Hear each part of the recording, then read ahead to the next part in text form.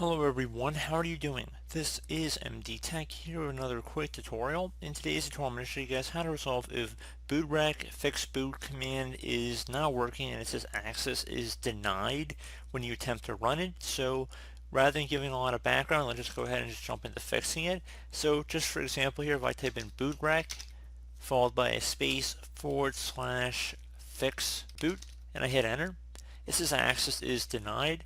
So you want to go type in boot, BOOTSECT, then you want to do a /NT60, just the number 60, and now you want to do a space SYS, exactly as it appears on my screen. If you don't type it in exactly as it appears, it will not work for you. So again, boot SECT /NT60, and now you want to do a space SYS, hit enter on your keyboard. Once you've done that, now let's go ahead and try and type in that command again. So bootrec space /fix boot, hit enter on your keyboard. Now it says the operation completed successfully. So pretty straightforward tutorial, guys. I hope I was able to help you out, and I do look forward to catching you all in the next tutorial. Goodbye.